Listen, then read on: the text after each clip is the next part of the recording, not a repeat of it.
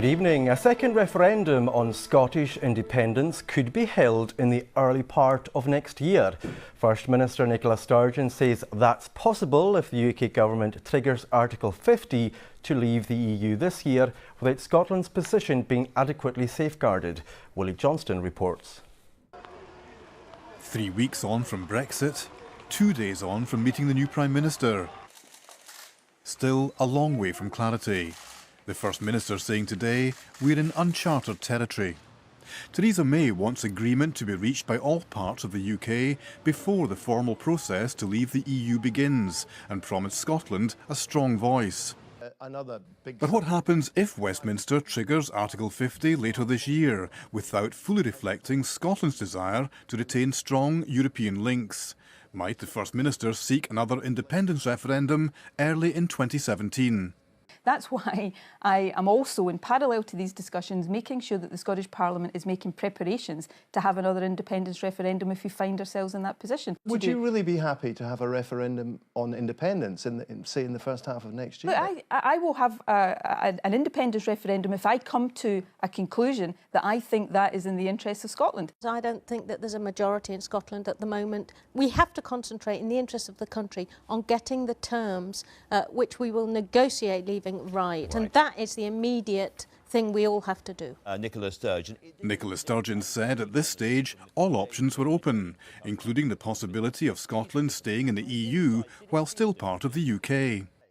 Although the UK Cabinet Minister for Brexit appeared to rule that out. I don't think that works. I mean, one of our really challenging issues to deal with will be the internal border we have with Southern Ireland, and we're not going to go about creating other internal borders inside the United Kingdom. Two governments in uncharted water, stormy water. Willie Johnston, reporting Scotland. MSPs are due to head to Brussels this week in an effort to find out what Brexit means for Scotland. Members of the Scottish Parliament's European and External Relations Committee will meet ambassadors from the EU and the European Free Trade Association on Tuesday. Later this month, the committee will hold an evidence session. It'll hear from businesses and the public sector likely to be affected by last month's vote to leave the EU. A baby girl is in hospital in Glasgow after suffering serious injuries. Police were called after the 9-month-old was taken to the Royal Hospital for Children from an address in Arnprior Road in Castlemilk on Friday afternoon.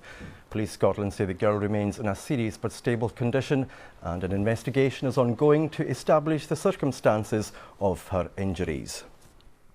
Henrik Stenson has won golf's Open Championship at Royal Troon. He came out on top in a fascinating duel with former champion Phil Mickelson to finish on 20 under par to win by 3 shots. From the course, here's Phil Goodlad.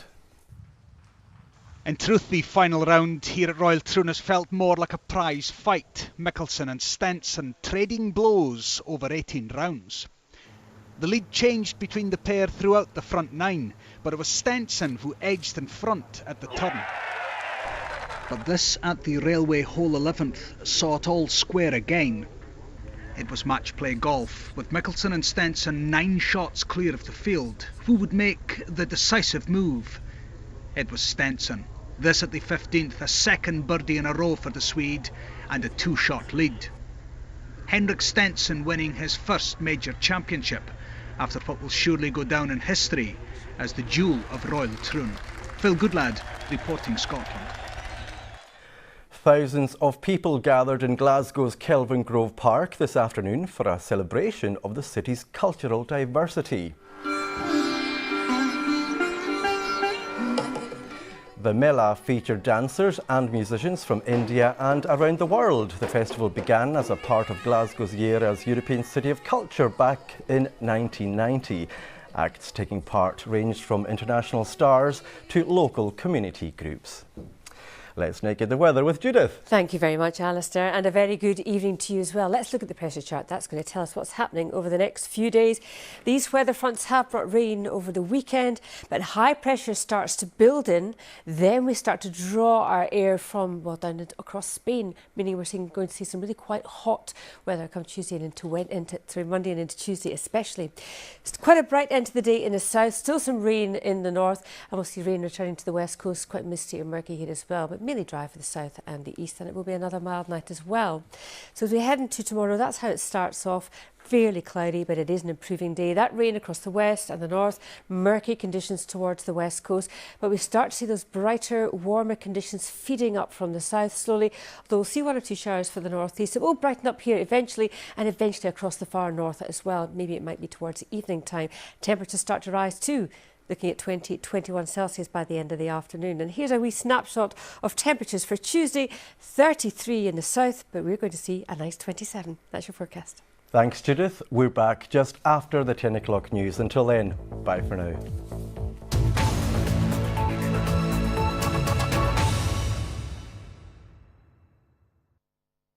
Hello, hotter weather is on the way. If somewhere doesn't get to 30 tomorrow, they will on Tuesday, and with plenty of sunshine, hot or not. If you had a sunny Sunday, it was glorious out there. This is a view from Lincolnshire from one of our weather watchers.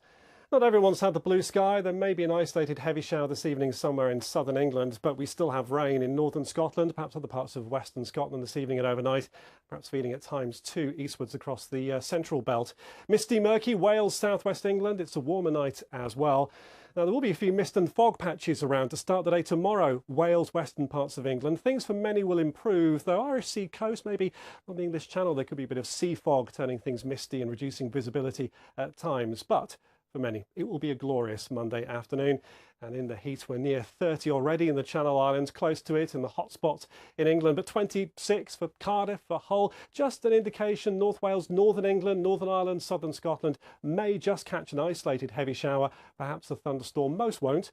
20 in Glasgow. I feel very different compared with recent days. Still some rain northern Scotland, just 15 degrees. Now, it does get the message and clear away northwards Monday night and into Tuesday. Tuesday, we begin to import even hotter air from the near continent. It is the peak of the mini heat wave, helped of course by plenty of sunshine, high 20s and low 30s. Then thunderstorms Tuesday night and into Wednesday. It seems like a whole summer packed into 1 week. All the details coming up on Countryfile.